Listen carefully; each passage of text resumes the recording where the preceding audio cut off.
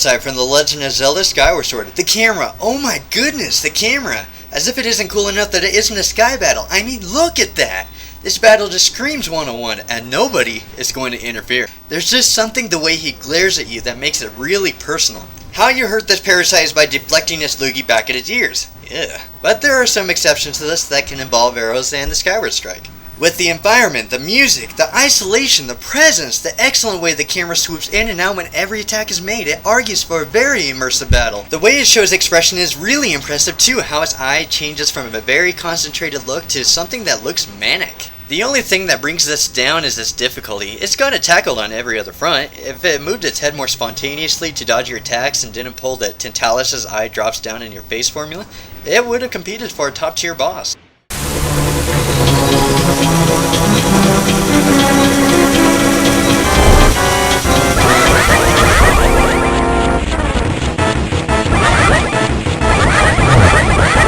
Mothula, the Four-Sword Palace version from The Legend of Zelda: A Link to the Past. It's a Four-Sword Palace boss, meaning for those of you who have had the privilege to face this boss, it must have been a true troll experience, because it spawns so many annoying mosquitoes. To top it off, trying to hit this guy with your sword is like spelling doom in the sand with it, only to have the damage washed away with the game over screen. Believe it or not, if you keep your ranged fire wand handy, you'll have a lot easier time with it because you don't have to get up close and personal. And this is bad, because Mothula moves so much, it's pretty much a guaranteed death trap. So why did it score high? Because in the Four-Sword Palace version, Zelda players look for that above and beyond boss. It's an endurance dungeon, something that tests absolutely everything out as a Zelda player. And frankly, this does not disappoint.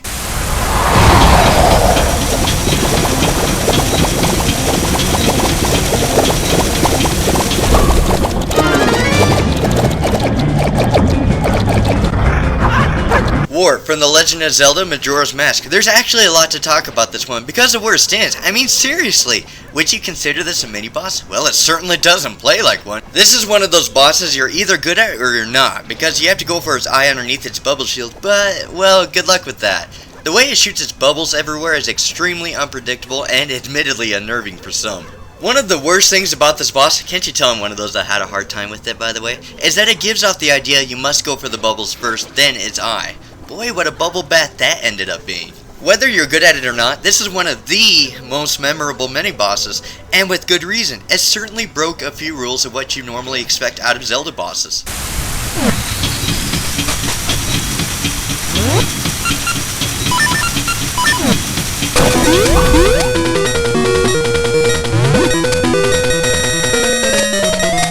Hethwomp from The Legend of Zelda: Oracle of Ages. Who was honestly expecting this? Seriously, who was expecting this on their playthrough of this game?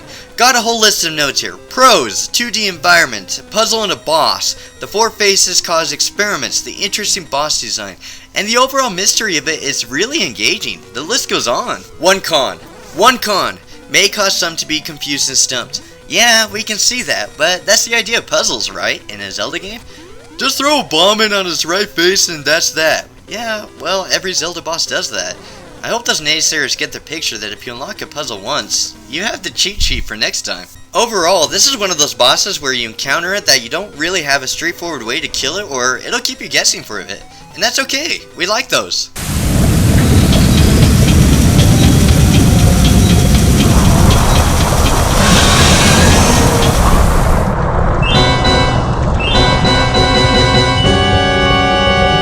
VOLVAGIA from The Legend of Zelda: Ocarina of Time. The boss is too easy? Yes it is. You got the Megaton Hammer from this temple, you know what to do with it. Does it make it a bad boss? No, it absolutely, completely, totally, utterly, thoroughly does not. It's more the environment that lights up red, and the fact the boss is a dragon that immerses you in this battle. It's so fulfilling to fight. I'm going to break one of my rules for a sec and say that the build-up to this fight is a standout feature in this boss. Before and during the Fire Temple, you hear this tale of this fearsome big dragon roaming around the Fire Temple, capturing and eating Gorons. Even Darunia disappears after fighting this creature. This is honestly one of those times where you can't put into words what makes these bosses so exciting. It's one of those intense environmental feels, and knowing you're fighting a legendary dragon that makes it an extraordinary fight.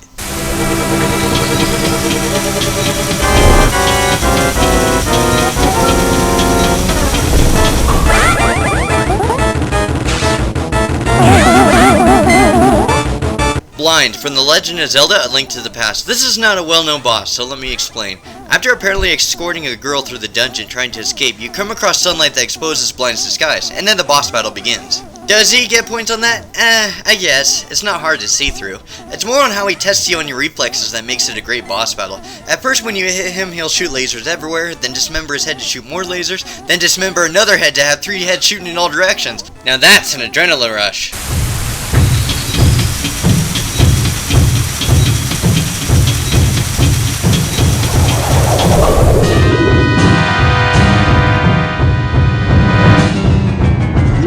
Bongo Bongo from The Legend of Zelda Ocarina of Time. Now I know there are those few out there hiding within the Shadow Temple in the comment section ready to pounce. Whatever. True to its Shadow Temple nature, Bongo Bongo pounds on this drum of an incredible boss, because let's break down the concept. It's creepy and intimidating. I mean, you fall into a drum mystified at what this boss is, and then it starts to attack, moving its hands in awkward ways to distract you with your bow to surprise you. The camera only adds on to the intimidation. This will take some players off guard, getting bopped up and knocked into the green material outside of the ring. After you stun its hands, you can fidget for your lens of truth to see it charging at you, but the pressure the boss keeps up with really messes with your concentration. Plus the timing to stun its eye with your bow only adds on, you guessed it, more tension down your spine as you finally put it down to attack it. This boss, like its Shadow Temple feel, takes advantage of your helplessness to overpower you, and to that it gets a thumbs up from every new adventurer passing through.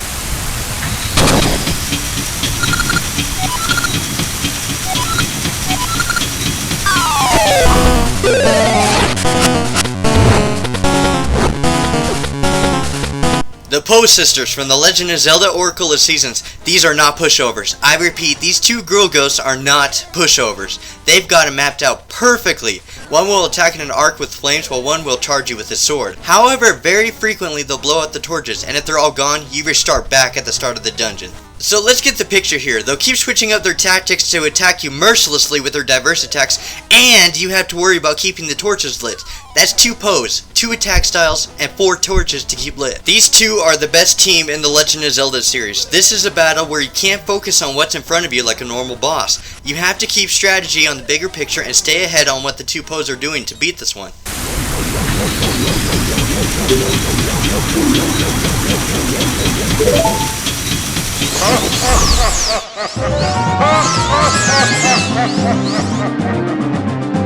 Ganondorf from The Legend of Zelda Ocarina of Time. This guy sucks! No, he really does. You had to have come across this a few times where you beat this game and then another friend is looking forward to this boss, and what are you going to say? That it's challenging?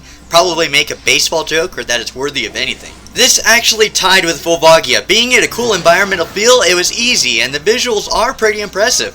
I bumped it up a little bit because it has decent build-up. It does give out that final showdown ambiance, but let's get to why it's one of the least competent of the Ganondorfs. You literally don't have to move. It's a WarioWare game where you have to push B at the right moment, simply fire him with the light arrow, then walk over, hookshot him, and smack him while he's doing the boss's limping over cliche to let you hit him. If you want to defend him, be my guest, but compared to other Ganondorfs, he's the easiest boss at an end of a Zelda game, so yeah, go for it.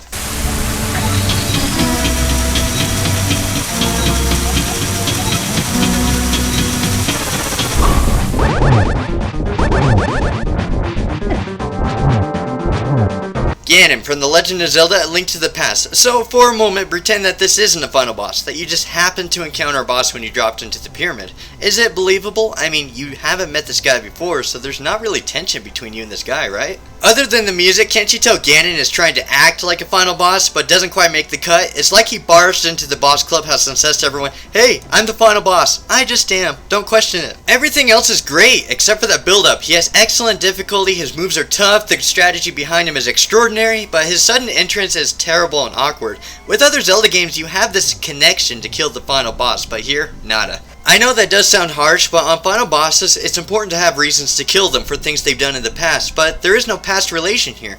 It's simply a guy who pops up and automatically wants you to just fear him, and you say, why? I don't know you. Why should I hate you? It throws the whole final boss balance off.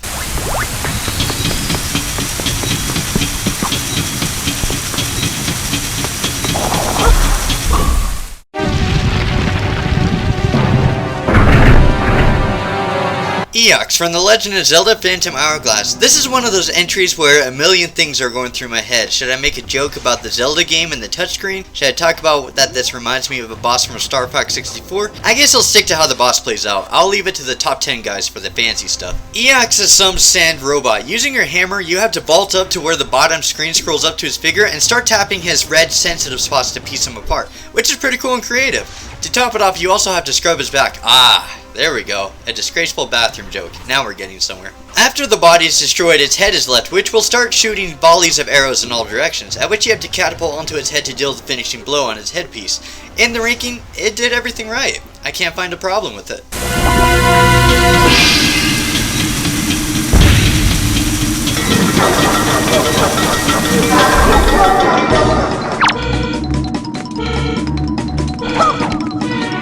Jahala from The Legend of Zelda Wind Waker. If there is one thing that stands out in this boss, it's his unpredictable behavior you have to warm up to, because his different phases can throw you off. But first off, you can't use Z targeting to aim at him with your mirror shield. He's weak to light. You usually have to aim it manually.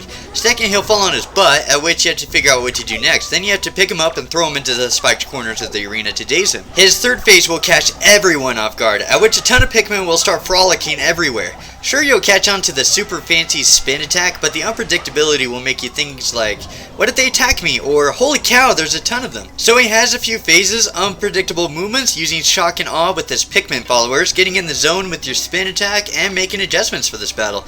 A lot of first-time Wind Waker players will like this one.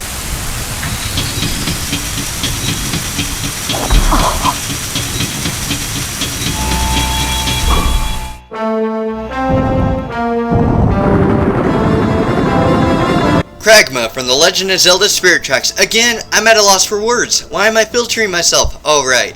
I like to keep this around 30 minutes, and I have to be brief, but by goodness, I wish I could talk about more. Kragma is awesome. The intro, the strategy to pick up flattened rocks to enter the minecart, turning the boss into an immersive shooting range. How much time did the developers put into this battle? They really popped their zits over this one. It just works all together. The music, the environment, the minecart element with the shooting, using the strategy of him slamming on the rocks. Whew, I think it's mainly the mobility behind the minecart, mixing in that unique element stomps on the norm to a Zelda battle. It really pushes an outstanding bar on a Zelda boss. These are battles that frankly remind us why Zelda games are so good.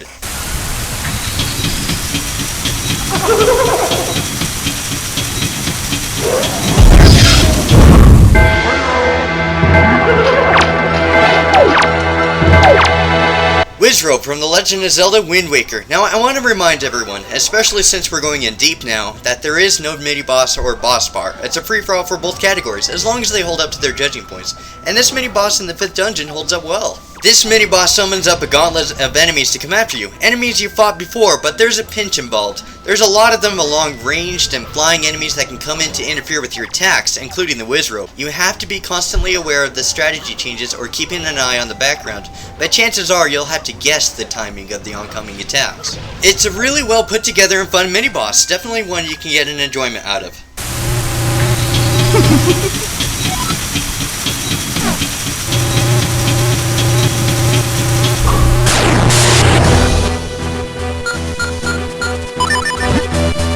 Vaidi Transformed from The Legend of Zelda Minish Cap. I've already mentioned the first form in Part 5 and the last form in Part 8, and by far this is one of the best because of a few outstanding reasons. First, look at the environment. It looks really cool. Second, listen to that music. It has that vibe that you're cornered and that Vaidi has you right where he wants you. Third, the strategy. Dodging his attacks plus avoiding the spikes on the ground, and you have to time which side to attack him, and you have to duplicate yourself. That's some interesting timing. And now we must say farewell to Minish Cap. And this is me personally speaking here, but I love this boss in this version. It was definitely threatening. It put me on edge. It got me thinking. The strategy was there, and it was one of the best feeling in the moments I've had in a Zelda game. Fly off, Minish Cap. You served us well, and you won't be forgotten. Oh wait, there's one more? Huh.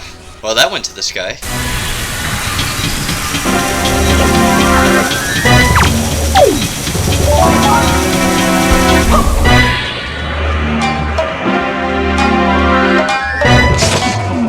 The Legend of Zelda Wind Waker. Let's see, he touched Zelda while she was sleeping. I think we're off to a creepy start. I mean, everyone who has done a scared or interesting moments in Zelda videos has referenced this boss, and with good reason. Just like Bongo Bongo from Ocarina of Time, the first thought you get is, what the heck is it doing? But then the music starts to go and then he starts to twirl, and then one of those moments comes in where you're like, this is so weird, but it's the catchiest thing I've ever heard. Did you start moving to that beat? Because I sure did.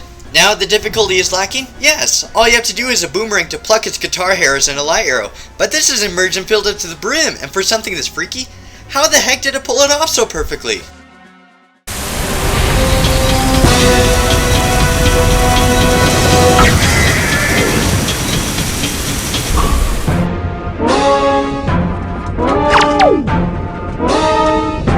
Goma from The Legend of Zelda Wind Waker. If there's something I have to give credit for, it's a very persistent first boss. Probably the most persistent, except for one other. You probably know who that is. For a first boss, 3 hearts, plus he's tough, it will be hard on a first time Wind Waker player. What stands out in this battle is that you get some intense satisfaction latching onto the dragon's tail and pulling it down through the roof of the place to crash on Goma.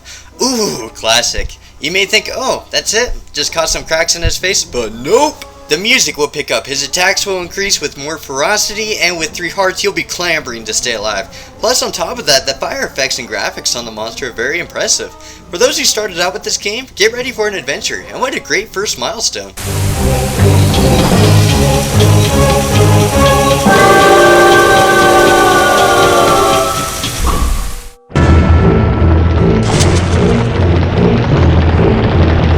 ARMOGOHMA from The Legend of Zelda Twilight Princess. ARMOGOHMA is pretty much a magnifying glass, using the outside sunlight to transform it into a heat ray to try chasing Link around in a weird wave formation. So careful with your timing with the aiming at its eyeball. It'll take a moment before you realize you need more than an arrow on its eye to bring it to the ground. You have to command one of the conveniently placed hand statues to stomp that spider. It has a defense though. It'll shoot out way too many spiders while it goes for another attack, making it a much harder boss to kill. I mean, you can't aim your bow with those skittering babies trying to pounce on you, can you? However, what makes this boss stand out is its last stand, where you discover the eyeball is a spider. It'll then play some funny music as it changes from attacking to running, and well, adding on a last catch to a good boss is definitely a great plus.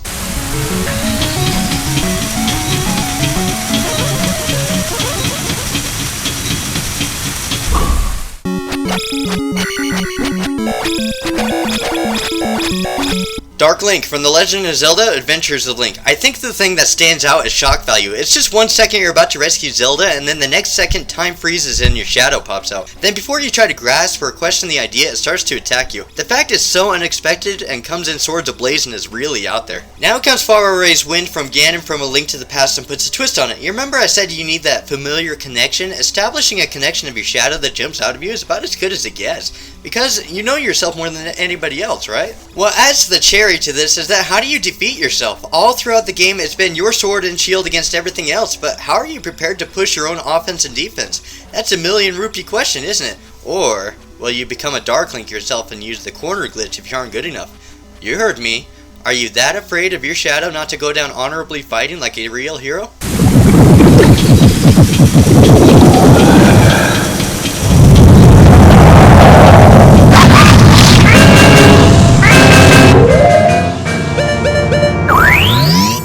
Majora's Wrath from The Legend of Zelda Majora's Mask. Now I want to be honest with you, but out of the 17 Zelda games I played, I found Majora's Mask to be the most disappointing. The expansion pack, 4 dungeons, hard to find where to go. Sorry, I'm not a side quest fan, and frankly this absolute final boss pretty much sealed my fate to the disappointment. As I said, I'm trying to keep this as bias free as possible, but to be fair, I haven't heard this boss get talked about too much compared to the other bosses, so I don't know if you agree with me or not. Most Zelda fans I asked didn't make it far in the game. Regardless of the high marks I'm finding over this boss, there are a few minor flaws. You can exploit the magic system, your shield can defend against all of its attacks, the intimidation isn't there. That little gizmo thing he shoots? Seriously?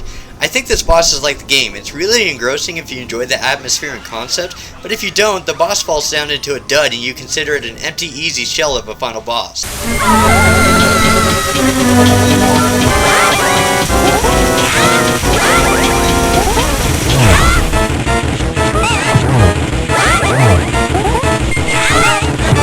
Mothula from The Legend of Zelda A Link to the Past. Do you know what I have to praise A Link to the Past for on its bosses? It's focused on challenge, and this is no exception. Now I have to be quick because this guy will obliterate him, but take a look. You have a moving floor, a moving boss, and spikes that will endanger your life, all ever so moving. Only A Link to the Past players will understand this question, but how many tries? Seriously, how many times did it take you to kill him? From what I've heard, this is the most replayed boss. Moldorm doesn't count, you don't die from him. Does it make it a bad boss? No.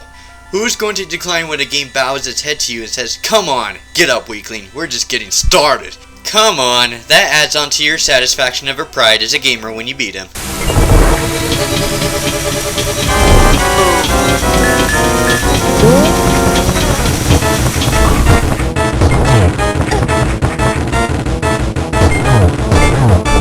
The Helmazor King from The Legend of Zelda: A Link to the Past. Just like Mothula, this guy is very unforgiving. I'm sure some are remembering the amount of lives he lost here too. The Helmazor King is a true beast of a boss.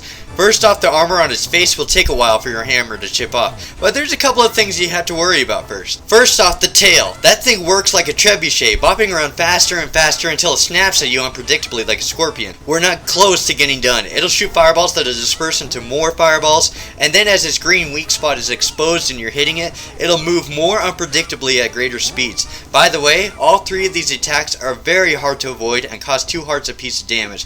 Even by this game's standards, that's a lot of damage. That's about 4 to 6 hits until you're done, buddy.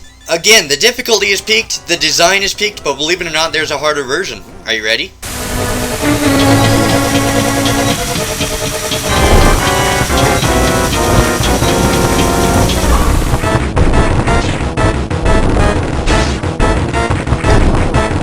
The Helmazor King from the Four Sword Palace version from The Legend of Zelda: A Link to the Past. I keep saying the bosses get harder and more challenging, and then you reach a realm where Zelda player gods are born. Well, this is for Zelda gods, and what's making this more unreal and ironic is that there are 2 more bosses that are harder and challenging than this one. Try wrapping your head around that impossibility. I wasn't lying either that A Link to the Past is for Zelda players who like a lot of challenge in their boss fights, because the game makes you accustomed to a lot of movements and attacks on the screen, and I seriously think the Four Sword Palace version was created to test the max limits of what a Zelda player can do, even going beyond that. The reason I'm not talking about the Helmazor King is that, well, it's obvious. He's faster, stronger, and all that really changes is his armored skull regenerating and he spits out little minions after you. It's more the footage can explain it better than I can.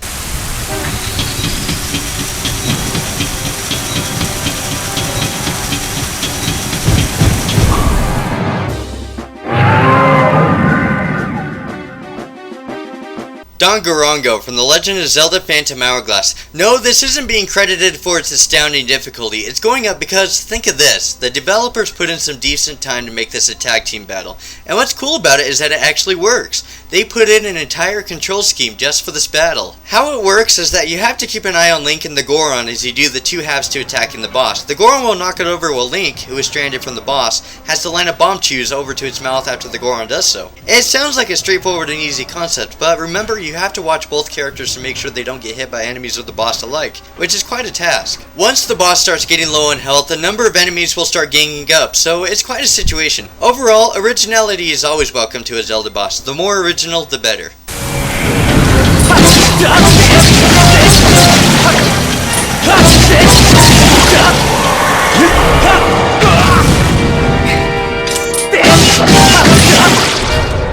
The Imprisoned, the first encounter from The Legend of Zelda: Skyward Sword. This is a boss that won't stay and fight. In fact, it'll completely run from you and try escaping to the surface, meaning you have to stop it before it gets that far. What makes this battle so groundbreaking is that it doesn't use a set pattern to beat it like every other Zelda boss in history. In fact, it'll take everything out of you of what's expected in a Zelda boss. Strategy. This is not a boss being given to you on a silver platter this time. Run after him. The Imprisoned's determination to escape and your persistence to keep him in will truly be rivaled. Over time, you have to slow him down by destroying its claws and knocking its seal back in. It has speed when you knock the seal back in, and it has incredible defense in doing things like knocking you off its back. The little amount of time you have and the tactics to move around floors really adds a fresh layer of strategy to keep your blood going. Unfortunately, it's a massive adjustment in strategy compared to a normal boss, and for that it suffers in rank because it can cause some annoyances and headaches.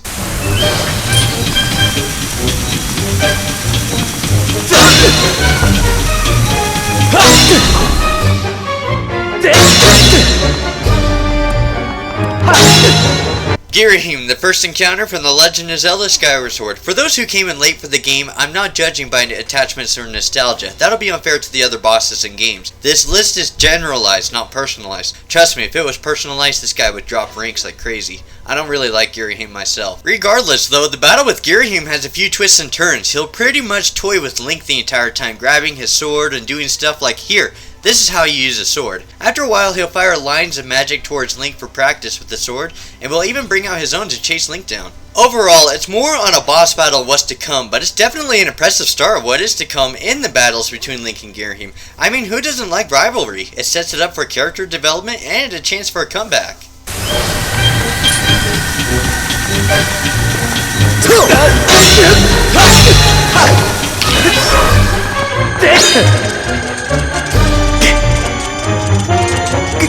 Ghirahim, the second encounter from The Legend of Zelda Skyward Sword. This one was actually close to getting tucked underneath the first encounter, because Ghirahim isn't taking you seriously. For the rivalry, sure, we can buy that, but for the player it's kind of, come on, do something new rather than stand there and give me sword practice. Thankfully, and a very big thankfully, Ghirahim doesn't disappoint in picking it up. Realizing that Link is becoming stronger, he starts to add a variety of strong moves, such as pulling out dual swords and countering you maliciously. He starts to add more combos to his magic attacks too, which is definitely a plus. If there's one thing I have to credit Skyward Sword for, is that this is a very progressive rivalry and it works really well. As a nice stage, this is the battle Ghirahim starts to realize that Link is a threat, bringing on more build up for their final encounter. And after Ghirahim's leaving words, there will be no mercy from him next time. We know there will be a third and final fight between these two.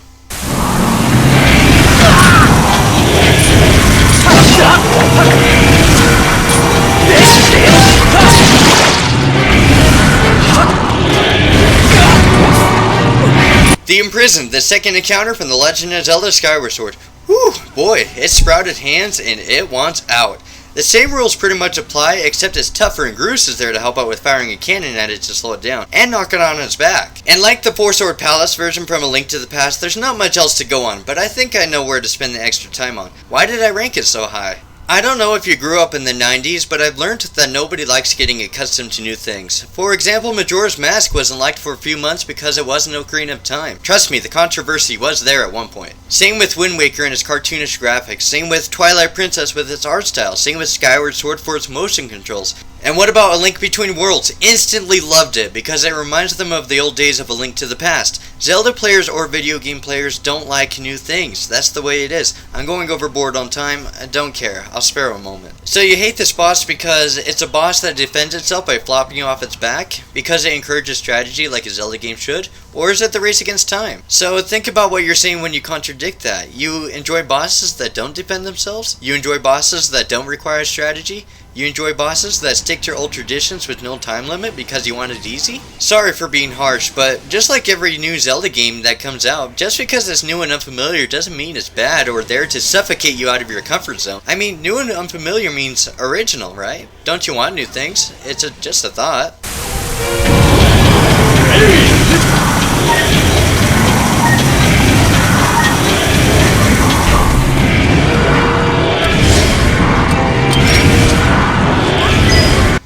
The Imprisoned, the final encounter from The Legend of Zelda Skyward Sword. This is where he is at its fastest and most resilient form yet. He really won't let you get close to him. There will be some points where you will have to be cunning how you move around too. However, about halfway through the match, it'll start flying straight out of there, in which Groose will have to shoot it down. However, because Groose is blocked off to his bombs, you have to volunteer to launch yourself right on top of it to deal the final blow before it gets out of there. I want to reference back to the last entry. No, not by telling you to try new things again, is that I do agree with you on a point. If it happens once for a few times like in Skyward Sword, at which it did well, that's perfectly acceptable in its unique series of bosses. After doing 3 encounters of this, it's had its fun, but the idea should stay dead. It's one of those short-lived ideas that'll work for a little bit, but not for more than one game.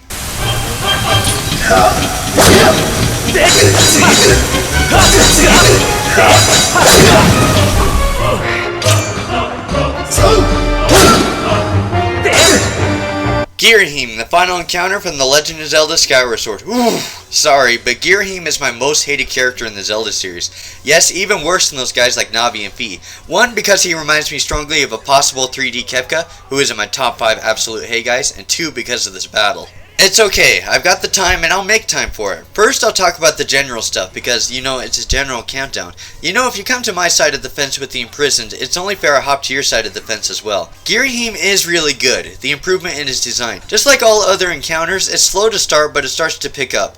At first you have to knock him down the platforms and keep stabbing him. There's something really cool of hearing your sword cut through his metal design. I don't know what it's called. The true battle happens at the bottom with the sword versus sword showdown. But it doesn't stop there. After a while, Ghirahim will conjure up a huge sword you have to pick apart with your sword. After that is destroyed, the battle is pretty much over. Overall, excellent battle. Definitely deserves to be in the top ranks of this list.